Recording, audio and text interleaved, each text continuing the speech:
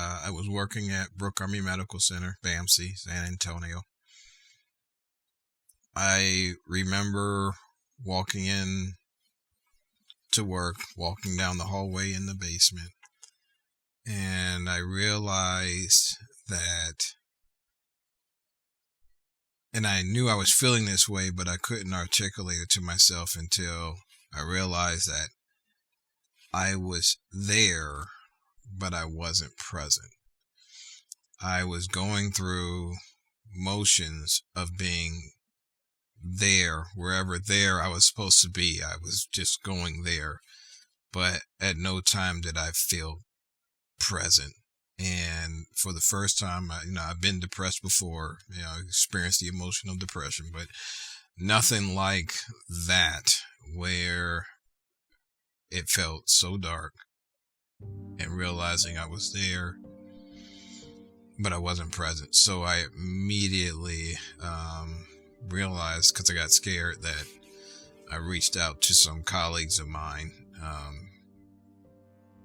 that, hey, I might need to talk to some folks because I got some stuff going on. I can't even describe, because I never felt what that felt like, but if I had to try to put it to words, it was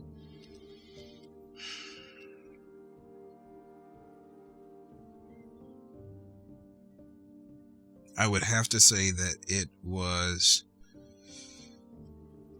do this now before catastrophe strikes. And that catastrophe wasn't a career, it was life. And not necessarily like life or death, like, you're going to go do some harm, but you knew that this was about life. You have to go get seen. And I went and got seen. Honestly, I guess I'm still healing based on the emotions I'm feeling right now and discussing it. But I would tell you that discussing it was a part of the healing process. The acknowledgement of it, that you weren't okay. And you know what? It's okay. You weren't okay. The doctor I had at the time, we developed a trusting relationship where I was able to, over time, continue to unpack everything that was going on at that time in my life. And the more repetitive, it's almost like when I teach my daughter how to swim, and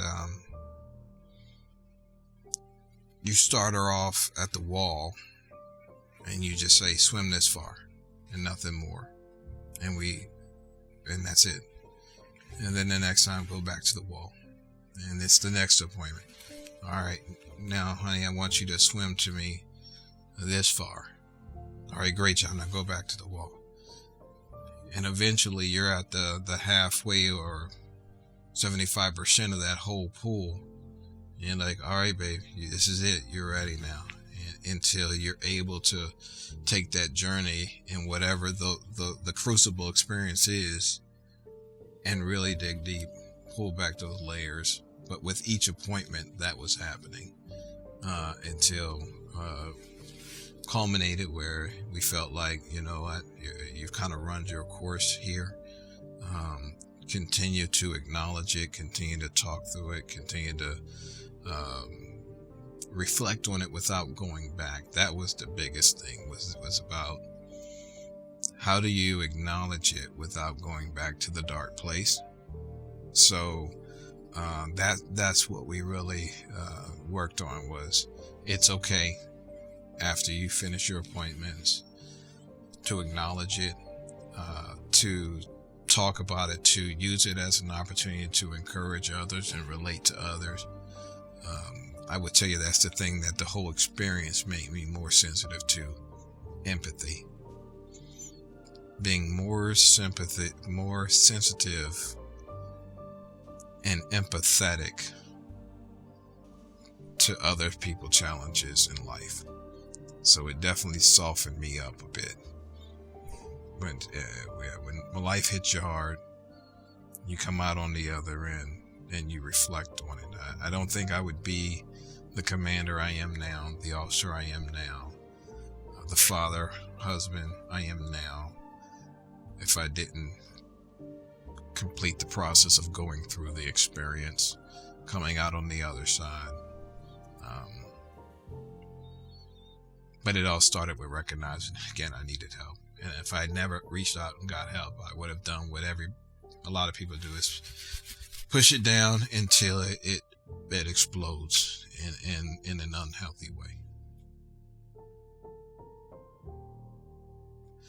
I remember one distinct day,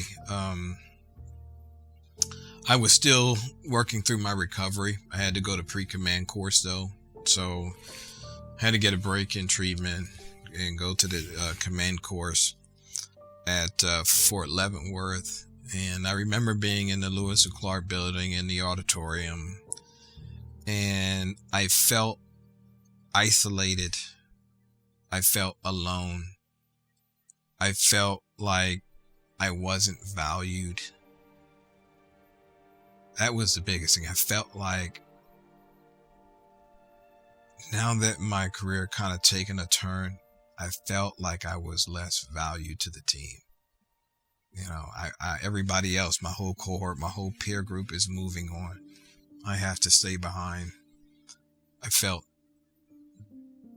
unappreciated and devalued. I remember telling myself right then and there in that auditorium, I wrote it down. I have it in my notebook right now that I refer to something. It's right on me. I keep it on me. No one in my organization will feel this way. I will not allow anyone in my organization to feel devalued, to feel like they don't matter. No one in my organization. I will not allow anybody in my organization to feel like they're unimportant, unappreciated, and devalued. Everybody in my organization, to the best of my ability, will feel valued and know that they matter, that they're an important part of the team. I told my wife that. I said, babe, we're going to love on this organization like no organization's ever been loved on. And that's all I'm trying to do.